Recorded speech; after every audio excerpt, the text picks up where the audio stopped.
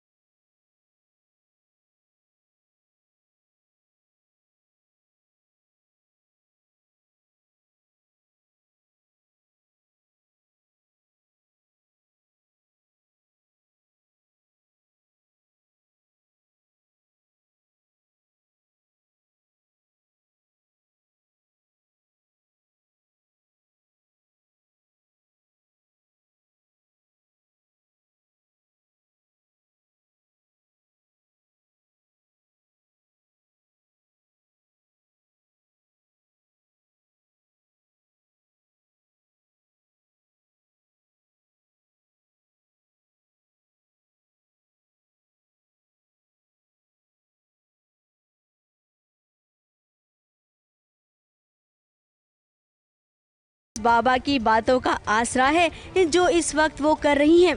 बेटी संभाल कर, बिल्कुल संभाल कर, डटे रहना बेटी, बिल्कुल डटे रहना अपनी जगह पर। 11,000 मंत्रों के उच्चारण का संकल्प संपन्न होना ही चाहिए, ये खंडित नहीं होना चाहिए। बेटी संभाल कर। किसी बाबा ने वेदिका और भूमि को कहा है कि नंगे पैर 11,000 बार कोयले पर चलेंगी तो वेद ठीक हो जाएगा।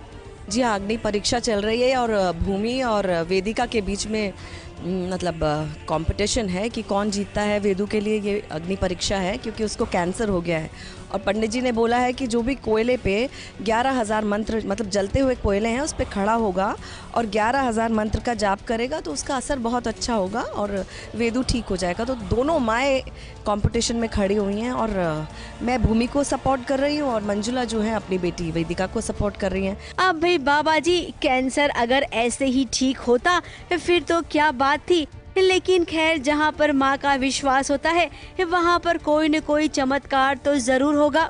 अब वेद की जान तो बचनी ही है क्योंकि एक और जन्म देने वाली माँ है तो दूसरी ओर पालने वाली। तो बताइए ऐसे में आखिर कौन सी बीमारी वेद का बाल भी बाका कर पाएगी। देखिए ये कहानी है और एक छोटा शहर तो नहीं, कानपुर की कहानी है जहाँ इस तरह की मतलब इसके आसपास के इलाकों में इस तरह की मान्यताएं हो सकती हैं कि और जब भी वैसे भी देखा जाए ना कि जब कभी कोई प्रॉब्लम इतनी बड़ी जैसे कोई बड़ी बीमारी अपने घर के सदस्य को होती है तो आदमी यहाँ से बंद हो जाता है। उसको जो कोई कुछ भी इलाज करने के लिए बोलता है वो करने के लिए तैयार होता है, इस डर से कि नहीं किया तो शायद बुरा होगा और कर लिया तो शायद अच्छा हो जाएगा, तो उसमें बुद्धि काम नहीं करती है। खैर पर्दे पर आपको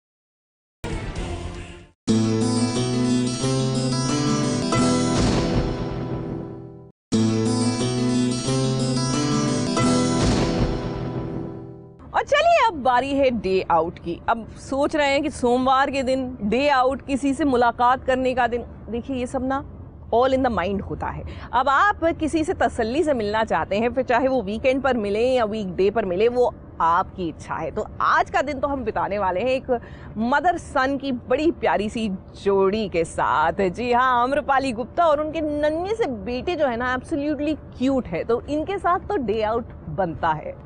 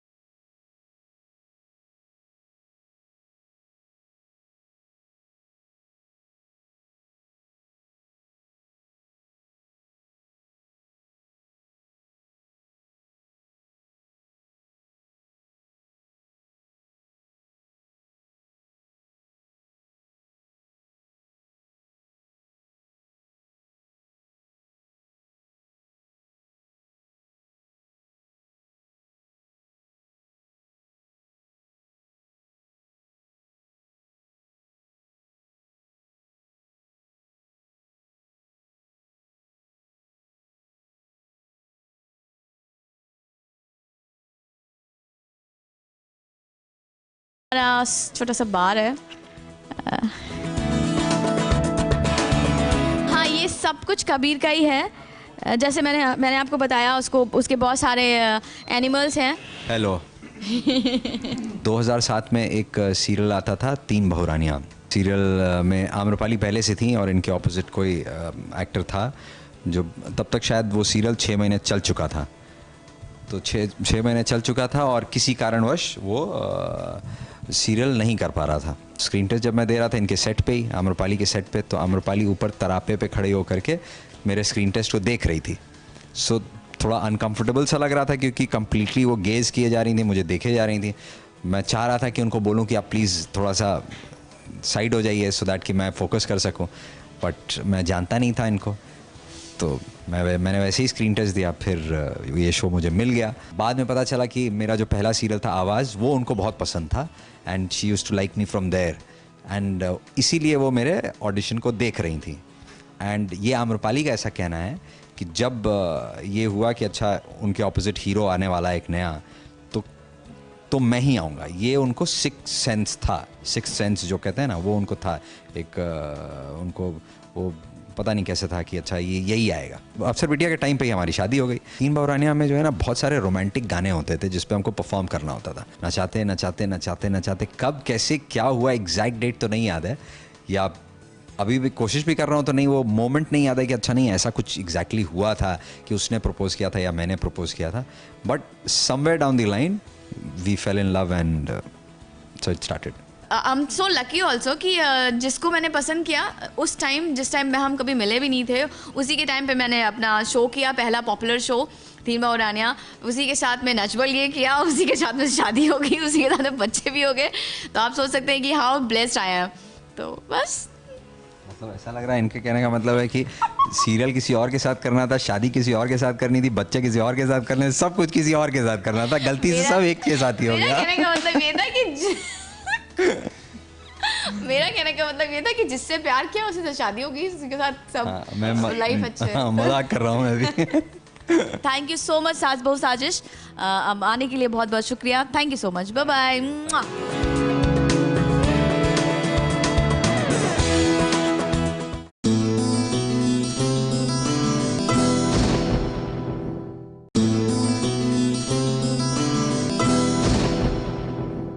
अच्छा, आमतौर से शादी के वक्त ना लोग बड़े पर्टिकुलर होते हैं कि रस्में जो है ना, रीति रिवाज वो इस तरह निभाए जाते हैं और ऐसे ही होना चाहिए।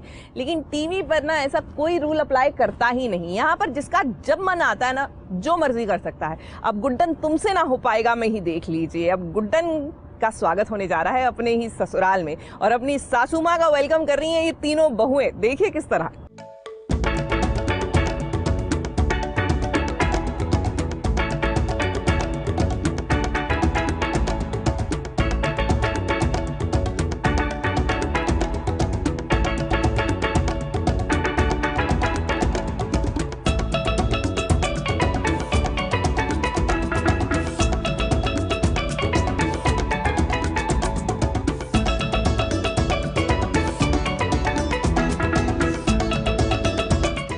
क्या नजारा है।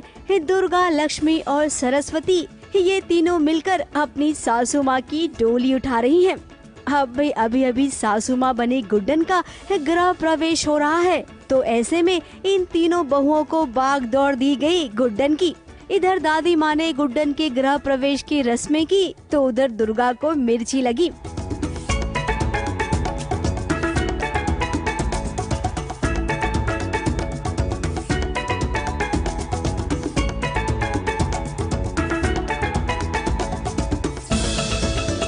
इस गृह प्रवेश को लेकर बहुत बड़ा हंगामा हुआ।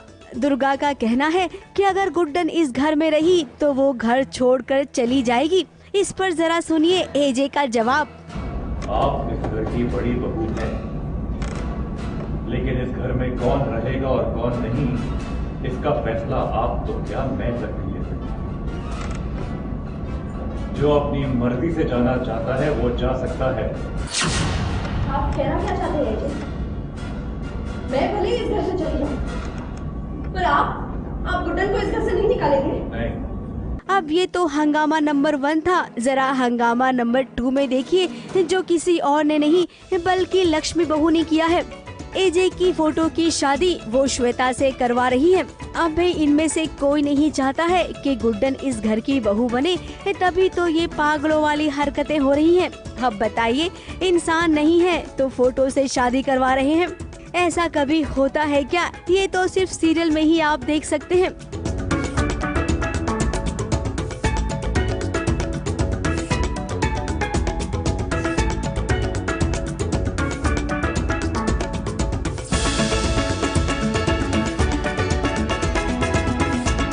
लक्ष्मी को ये जिद है कि कुछ भी हो जाए शादी तो एजे की श्वेता से ही होगी, तो अब एजे ना सही तो मैं उनकी फोटो से ही करवा रही हूँ। चाहे वो हाँ बोले या ना बोले, लक्ष्मी ऐसी है कि जब वो प्यारी है तो बहुत प्यारी है, पर जब उसकी मन की बात नहीं होती तो फिर उसकी आवाज़ ऊपर हो जाती है एंड शी स्टार्ट्स सेइंग कि नहीं वही होगा जो मैं चाहूँगी। फिलहाल इस बात को एजे ने मान लिया है कि गुड्डन ही उसकी पत्नी है और उसका इस घर में पूरा हक है, जितना कि दुर्गा, लक्ष्मी और सरस्वती का।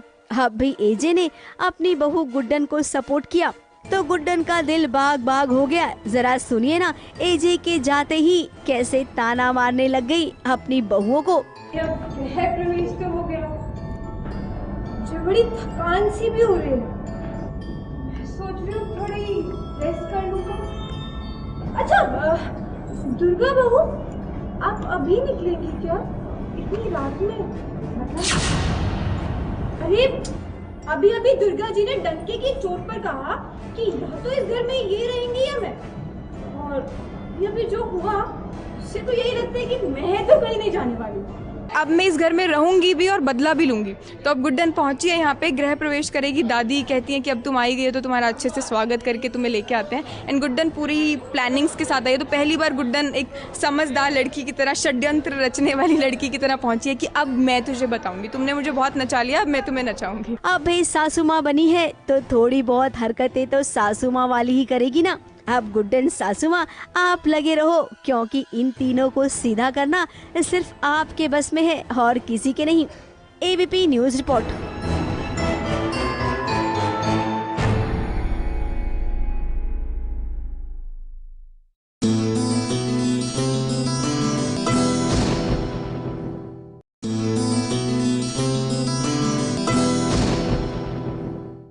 इश्क सुभान अल्लाह में कबीर जो है वो पीछे पीछे घूम रहे हैं ज़ारा के। जी हाँ, ये बताने के लिए कि भाई Zara, if you don't mind, मैं ना दुबई से तुम्हारे लिए एक तोहफा लाया हूँ, 1 एक्स्ट्रा सौतन।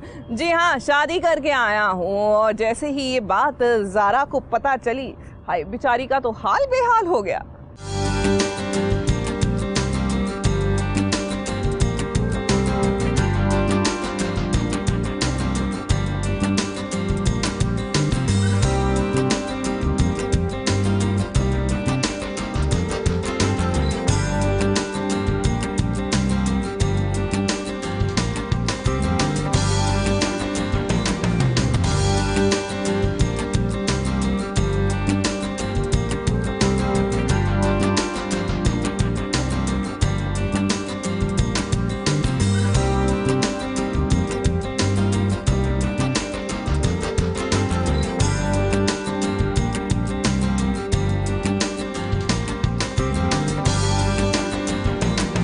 दिल के अरमा आंसुओं में बह गए। ज़ारा की वफा का बदला उसे बेवफाई से मिला है। जब उसे पता चला कि उसका शौहर अब उसका शौहर नहीं रहा बल्कि किसी और का भी शौहर बन गया, तो उसकी तो जैसे दुनिया ही उजड़ गई। ज़ारा को जरा देखिए कैसे जार जार रोई जब उसे पता चला कि उसका कबीर बेवफा हो गया है।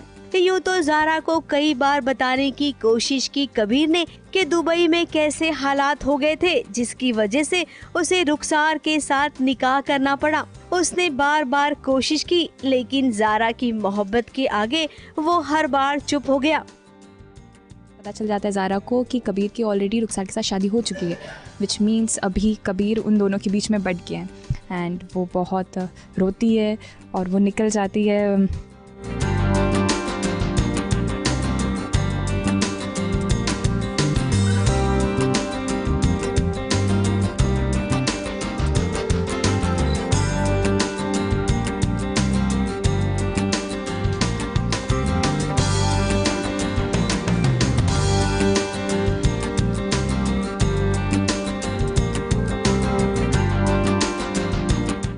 बार भी ऐसा ही हुआ। कबीर पीछे पीछे घूम रहा है ज़ारा के, तो वहीं ज़ारा को प्यार आ रहा था कबीर पर। लेकिन इस प्यार पर तलवार जब चली, जब उसे हकीकत का सामना करना पड़ा। वहीं दूसरी ओर रुखसार तो इस बात का जश्न मना रही है कि आखिर किसी न किसी बहाने से ज़ारा को इस बात का पता तो चला। रुखसार को अभी बहुत ज़्यादा खुशी इस बात की है कि जो राज कबीर छुपाना चाहता था वो इन अ वे आउट तो हो ही चुका है। अब वो रिलैक्स है कि चलो, सबको पता है कि मैं इसकी बीवी हूँ और मेरा इस पर हक है। जब कबीर पर उसका हक पहले नहीं भी था तभी भी वो इतना हक दिखाती थी, तो अब सोचिए कि अब तो उसने शादी कर लिया, वो कितना हक दिखाएगी उस पर। और वो बहुत खुश है कि ज़ारा को तो मैं तो चाहती थी, रुखसार तो चाहती थी कि बस उसको पता चले। अब कबीर और रुखसार का फैसला ज़ारा करेगी। ज़ारा का फैसला क्या होगा ये सुनने में हमें भी बड़ी दिलचस्पी है, लेकिन इस फैसले के लिए अभी थोड़ा इंतजार करना होगा। ABP news report.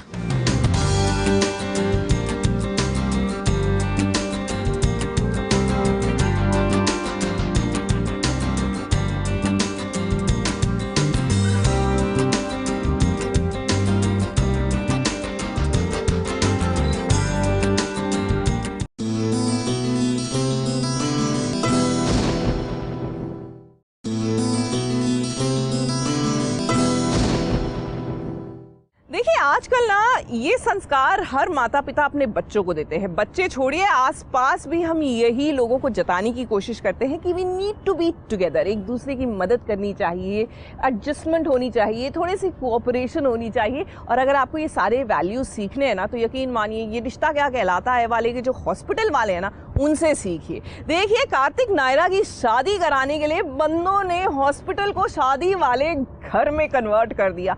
I mean शादी का हर फंक्शन यहाँ पर हो रहा है भाई।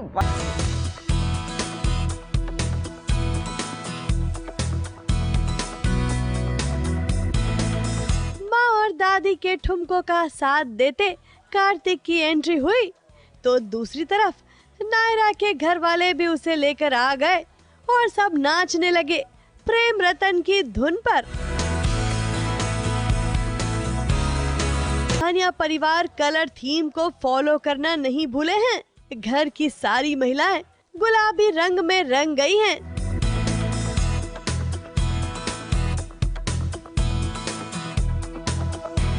कपड़े सबके अच्छे हैं बिकॉज मेरे ख्याल से लड़कों को सबको व्हाइट दिया गया है और लड़कियों ने सबने पिंक पहना हुआ है। उसने जैसे आपको पता है कि अच्छा सा हार पहना हुआ है, कान में बूंदे हैं, गजरा है, अच्छा सा मेकअप किया हुआ है, घाघरा है, दुपट्टा है, ब्लाउज है ब्रोकेट का।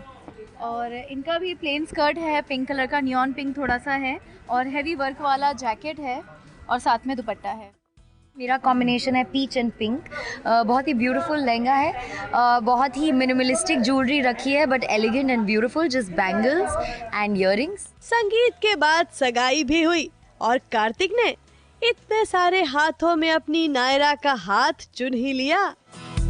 और हाँ, हॉस्पिटल वालों को भी, वरना इतना सपोर्ट देने वाला हॉस्पिटल कहाँ मिलेगा जहाँ मरीजों के बिस्तर और बाकी के सामान को फूलों और लाइट से सजा दिया गया है। और तो और डॉक्टर और नर्स भी इस शादी में पूरी मुस्तैदी के साथ दरवाजे पर खड़े हैं, क्योंकि क्या पता नायरा को कब जरूरत पड़ जाए इनकी मदद की। जब ये भी नहीं पता है कि उनकी सेहत कैसी रहेगी, वो अपने पति को या हमें याद भी रख पाएंगे, क्योंकि हम तो भी ताज़े मिले 2-3-4 साल पहले ही। ऐसा कहा जाता है कि इस केस में अगर मेमोरी जाती है तो आप नई चीज़ों को भूल जाते हैं, अपने परिवार को फिर भी आप याद रख पाते हैं। अब याददाश्त चली भी जाएगी तो क्या हुआ, कार्तिक का प्यार हमेशा उसके साथ रहेगा जब तक नायरा पूरी तरह से ठीक नहीं हो जाती। और इस पूरे ड्रामे के बीच ये रिश्ता क्या कहलाता है को भरपूर टीआरपी मिलती रहेगी। मुंबई से कलीम सलमानी के साथ एबीपी न्यूज रिपोर्ट।